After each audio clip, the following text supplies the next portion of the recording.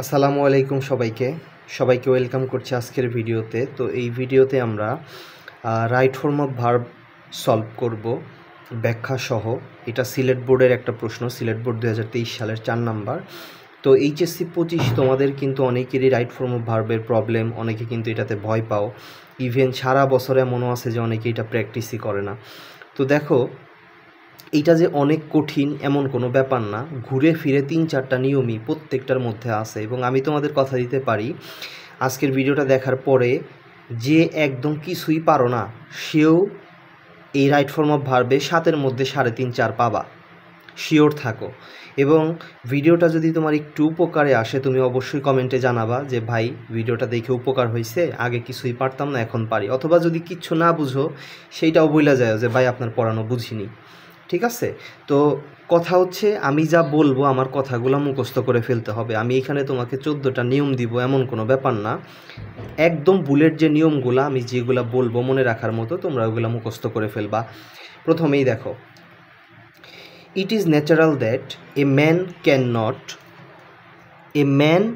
Can not live alone. এটা স্বাভাবিক একটা ব্যাপার যে মানুষ একা একা বসবাস করতে পারে না। দেখো, can not, could not modal verb, can could এগুলো হচ্ছে মোডাল ভার্ব। তো মোডাল ভার্বের পরে সব সময় ভার্বের প্রেজেন্ট ফর্ম বসে। তার মানে ক্যান কুড থাকলে তুমি তারপরের ভার্বটা চোখ বন্ধ করে তুমি প্রেজেন্ট ফর্ম বসিয়ে দিবা। তার মানে এই নাম্বারের অ্যান্সার কি হবে? যা আছে তাই, অর্থাৎ লিভ অ্যালোন হবে। এই নাম্বারের অ্যান্সার হবে লিভ। এরপরে বি নাম্বার দেখো, he always dash need a company. তার সবসময় একটা সঙ্গীর প্রয়োজন বা সঙ্গের প্রয়োজন, বন্ধু সাথী এমন বোঝানো হয়েছে। তো দেখো তো এখানে হি হচ্ছে থার্ড পারসন সিঙ্গুলার নাম্বার, তাহলে সাবজেক্ট যদি থার্ড পারসন সিঙ্গুলার নাম্বার হয় ভার্বের সাথে কি হয়? এস বাই এস হয়। আমরা 5-6 থেকে পড়ে আসতেছি। তাহলে এইখানে কি হবে? হি অলওয়েজ নিডস হয়ে যাবে, ভার্বের সাথে এস হবে, তার মানে নিডস হবে। এই যে দেখো নিডস, বি নাম্বার অ্যান্সার হচ্ছে নিডস। এরপর দেখো, হি হ্যাজ টু, এরপর কি বলছে?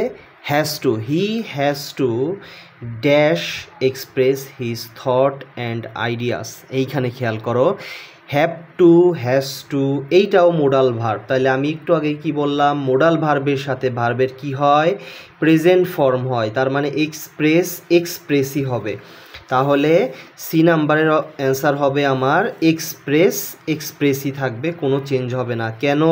মোডাল ভার্বের পরে ভার্বের প্রেজেন্ট ফর্ম। তুমি একটা জিনিস চিন্তা করো, যদি কেউ জানে যে মোডাল ভার্বের পরে ভার্বের প্রেজেন্ট ফর্ম হয়, এই কথাটা যদি কেউ জানে শুধু, সেইখানে কত পেয়ে গেল? 1 পেয়ে গেল। এই জাস্ট সিম্পল একটা কথা যদি কেউ জানে, তাহলে মোডাল ভার্বের পরে ভার্বের প্রেজেন্ট ফর্ম হবে, মুখস্থ করে ফেলো সবাই। থটস অ্যান্ড আইডিয়াস, দেখো এখানে কমা দেওয়া, dash think others while the others dash be of the same needs. দেখো একই সেন্টেন্স, এই যে এইখান থেকে শুরু হয়েছে একটা সেন্টেন্স গিয়ে শেষ হয়েছে এইখানে, ভার্ব অলরেডি এইখানে একবার ব্যবহার করছি, এইখানে একটা ভার্ব আছে, এইখানে একটা ভার্ব আছে।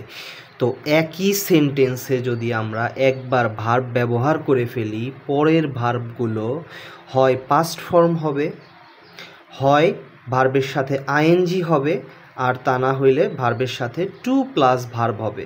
এখন উদ্দেশ্য বুঝালে সেইখানে 2+ ভার্ব হয়। কি বুঝালে? উদ্দেশ্য বুঝালে। এরপরে হয় ভার্বের সাথে আইএনজি যোগ করব, আর না হইলে সেটার কি হয়ে যাবে? পাস্ট ফর্ম হয়ে যাবে। এখন ম্যাক্সিমাম ক্ষেত্রেই আইএনজি যোগ হয়, আর সেন্টেন্সটা পড়ে আমরা যখন বুঝবো যে এইখানে উদ্দেশ্য বুঝাইছে, সেইখানে আমরা কি ব্যবহার করব? 2+ ভার্ব ব্যবহার করব। তো দেখো এইখানে কি আছে? Ideas dash thinking. দেখো এখানে কি হবে? থিঙ্কিং হয়ে যাবে, thinking others while the others. এখানে দেখো আদার্স আছে, এইখানে বি আছে, দেখো তো বি মানে হচ্ছে be verb, am is are was were এইগুলা। তো আদার্সের সাথে আদার্স ইজ অফ দ্য, এইটা হয়, তোমরা নিজেরা একটু চিন্তা করো কমন সেন্স দিয়ে। আদার্স ইজ অফ দ্য এটা হইল, others are of the plural ভার্বের সাথে প্লুরাল সাবজেক্টের সাথে প্লুরাল ভার্ব হবে, আদার্স অন্যান্য অনেকে, তো তার সাথে আমরা কি ব্যবহার করব, আর ব্যবহার করব। তাহলে while the others are of the same needs, এই পর্যন্ত আমার শেষ হয়ে গেল। তাহলে আমি কি বললাম, একই সেন্টেন্সে যদি আমরা একবার ভার্ব ব্যবহার করি, পরের ভার্বগুলো হয় আইএনজি হবে, হয় পাস্ট ফর্ম হবে, না হলে টু প্লাস ভার্ব হবে। টু প্লাস ভার্ব কখন হবে, যখন উদ্দেশ্য বুঝাবে। এইবার দেখো, he dash also the need of the others for ensure there safety and comfort. দেখো, হি সিঙ্গুলার না প্লুরাল, নিশ্চয়ই সিঙ্গুলার, একজনকে বুঝাইছে। তাহলে সিঙ্গুলার সাবজেক্টের সাথে সিঙ্গুলার ভার্ব, প্লুরাল সাবজেক্টের সাথে প্লুরাল ভার্ব। তাহলে হি হ্যাভ হচ্ছে প্লুরাল, দে হ্যাভ এরকম হয়। এখানে যদি দে থাকতো তাহলে আমরা হ্যাভ ব্যবহার করতে পারতাম, ওইটাও প্লুরাল এইটাও প্লুরাল। কিন্তু এইখানে আছে সিঙ্গুলার, তোমাদের প্যাচ বাজানোর জন্যে, তোমাদের যেন ভুল হয় সেই জন্য কী দিয়ে দিছে, হ্যাভ দিয়ে দিছে। কিন্তু যে বুদ্ধিমান সে এইখানে দেখবে যে এটা সিঙ্গুলার, তাহলে এইখানে হ্যাভ না হয়ে কি হবে, হ্যাজ হবে। তার মানে এইখানে হবে he has also the need of others for, একটা প্রিপোজিশন, ফর হচ্ছে একটা প্রিপোজিশন, প্রিপোজিশনের পরে ভার্বের সাথে আইএনজি হয়। প্রিপোজিশন মানেই ভার্বের সাথে আইএনজি বসাই দিবা, তাহলে ফর কি হবে, এনশিওরিং হয়ে যাবে, ই উঠে গিয়ে আইএনজি যোগ হবে, for insuring their safety and comfort. এতটুকুর অ্যান্সার তোমরা দেখে নাও। তাহলে থিঙ্কিং এক্সপ্রেস, এরপরে হবে থিঙ্কিং, এরপরে আর, এরপরে হ্যাজ, এরপরে এনশিওরিং হবে দেয়ার সেফটি অ্যান্ড কমফোর্ট। এরপরে কি আছে, সো তাই হি is bound dash leave with others, এর জন্য তাকে কি অন্যদের সাথে বসবাস করতে হয়, অন্যদের সাথে থাকতে হয়। এটা কি একটা উদ্দেশ্য না, এটা একটা উদ্দেশ্য বুঝাইছে না। তাহলে উদ্দেশ্য বুঝালে আমরা কি ব্যবহার করি, একটু আগে বললাম টু লিভ হয়ে যাবে, he is bound to live, তাকে অন্যদের সাথে থাকতে হয়, to live with others dash others dash make an institution and. তাহলে এইখানে আমরা একবার ভার্ব ব্যবহার করছি, এর জন্য আবার পরে কি হয়ে যাবে, কি হয়ে যাবে দেখো তো, এখানে আমরা টু মেক দিতে পারি অথবা মেকিং দিতে পারি। তো আমরা এখানে কি দিব, আদার্স, আমরা যেহেতু একবার ভার্ব ব্যবহার করছি আমরা এখানে মেকিং ব্যবহার করব। তো এই সেন্টেন্সে দুইটাই উদ্দেশ্য বোঝাচ্ছে, দুইখানেই টু লিভ হতে পারে, টু মেক হতে পারে। তো আমরা এখানে টু লিভ দিব, এখানে মেকিং ব্যবহার করব। আমি একটু আগে যে কথাটা বললাম, তাহলে যে কিনা এই কথাটা জানে যে ওই যে একটা সেন্টেন্সের তিনটা ব্যাপার, সে দেখো কতগুলো আমার পেয়ে গেল। An institution and it call society. এখন একটা জিনিস চিন্তা করো, এবং এটাকে ডাকা হয় সোসাইটি অর্থাৎ সমাজ। এখন সমাজ কি নিজেই নিজেকে ডাকে, নাকি আমরা মানুষেরা, জনগণ, পাবলিক আমরা ডাকি বলো তো? নিজে নিজে কি সোসাইটি তাদের নিজেকে ডাকতে পারে না। যখন অন্যরা ডাকে তখন ইট ইজ কল্ড হয়। এখানে কি হয়ে যাবে, ইট ইজ কল্ড হয়ে যাবে, প্যাসিভ সেন্টেন্স হয়ে যাবে। তোমরা এটা 9-10 থেকে পড়ে আসতেছো। তাহলে and it is called society, এবং এটাকে বলা হয়, ডাকা হয় সোসাইটি নামে। Society dash the first organisation which, society সমাজ হয় দ্য ফার্স্ট অর্গানাইজেশন, প্রথম একটা প্রতিষ্ঠান না, অর্গানাইজেশন তোমরা বুঝোই। এখন এই সোসাইটি কি আগে ছিল এখন নাই, নাকি এখন আগেও ছিল এখনও আছে? নিশ্চয়ই আগে ছিল এখনও আছে, চলমান একটা ব্যাপার, প্রেজেন্টের ব্যাপার, জেনারেল সেন্সের কথা।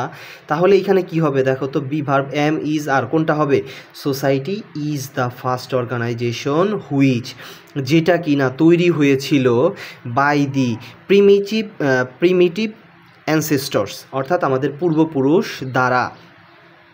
তাহলে এইখানে আমাকে স্পষ্ট করে বলে দিছে কাদের দ্বারা এটা সৃষ্টি হয়েছে, তৈরি হয়েছে, এটা নিজে নিজে তৈরি হয় নাই।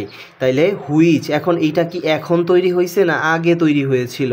নিশ্চয় আগে তৈরি হয়েছিল, অনেক আগে তৈরি হয়েছিল আমাদের পূর্বপুরুষ দ্বারা। তাহলে অতীতের কথা, অতীত হলে কি ব্যবহার করব, ওয়াজ ব্যবহার করব। তাহলে হুইচ ওয়াজ, এই মেক তখন কি হয়ে যাবে, মেক হয়ে যাবে made, which was made by our primitive ancestors. They dash the first to contribute এখন দেখো দে হচ্ছে প্লুরাল, তাহলে প্লুরাল সাবজেক্টের সাথে প্লুরাল ভার্ব ব্যবহার করব। তাহলে এইখানে আমরা এখানে তুমি দুইটা এখানে আরও ব্যবহার করতে পারো, ওয়ারও ব্যবহার করতে পারো, তোমার ইচ্ছা। দে ওয়ারও হয়, আরও হয়। They were the first to contribute to to এরপরে দেখো contribute to, in addition to, with a view to. আমরা এই যে এইখানে পড়ছিলাম, দেখো এই যে এইখানে পড়ছিলাম উইথ এ ভিউ টু, এটার পরে কি বলছিলাম আমি, ভার্বের সাথে আইএনজি হয়। তো এরকম কিছু কিছু ওয়ার্ড আছে যার সাথে ভার্বের সাথে আইএনজি হয়। নর্মালি টু এর সাথে ভার্বের প্রেজেন্ট ফর্ম হয়, কিন্তু এখানে কন্ট্রিবিউট টু এই ওয়ার্ডটার সাথে কি হয়ে যাবে, আইএনজি হয়ে যাবে, এইটা ফিক্সড। Contribute to, in addition to, with a view to, এগুলোর পরে ভার্বের সাথে আইএনজি। তাহলে contribute to developing the civilisation. তো এই হচ্ছে আমাদের অ্যান্সারগুলো, দেখে নাও। এখানে is called, is, was, made are were দুইটাই হয়, এটা হবে ডেভেলপিং। আর উপরের অ্যান্সারগুলো তো আমি বলছি। তো এই হচ্ছে তোমাদের রাইট ফর্ম অফ ভার্ব। দেখো ঘুরে ফিরে এইখানে যে নিয়মগুলো আছে প্রত্যেকটা বোর্ডের মধ্যে তোমাদের রাইট ফর্ম অফ ভার্বের মধ্যে এই একই রকম নিয়ম। তুমি যদি আজকের ক্লাসটা বুঝতে পারো, ইনশাআল্লাহ তুমি এখান থেকে 7-এর মধ্যে 6-7, তুমি 6, 6.5, 7 পাবাই। যারা ভালো আছো তারা তো অনেক ভালো করবা। তো যারা দুর্বল তারাও আশা করি এখন 3, 4, 5 কিন্তু পেয়ে আসবা, আমার যদি এই কথাগুলো তোমরা একটু মুখস্থ রাখতে পারো, মনে রাখতে পারো, এবং ভিডিওটা একটু টেনে টেনে দেখবা। যদি আগের কোনো কিছু বুঝতে না পারো সেইখানে থেকে তুমি একটু দেখে নিবা, আশা করি অনেক কাজে দিবে ইনশাআল্লাহ। তো যদি তুমি কিছু বুঝতে পারো অবশ্যই কমেন্টে জানাবা। আমি চেষ্টা করছি যতটুকু সম্ভব ডিটেইলে এবং সহজভাবে তোমাদের বোঝানো যায়। এরপরেও যদি কারো কোনো সমস্যা থাকে তোমরা অবশ্যই কমেন্টে জানাবা, আমি প্রত্যেকের কমেন্টে রিপ্লাই দেওয়ার চেষ্টা করব। সবাই ভালো থাকো, সুস্থ থাকো, এবং নির্দিষ্ট একটা রুটিনে এই 15-20 দিন তোমরা পড়ালেখা করো। আসসালামু আলাইকুম।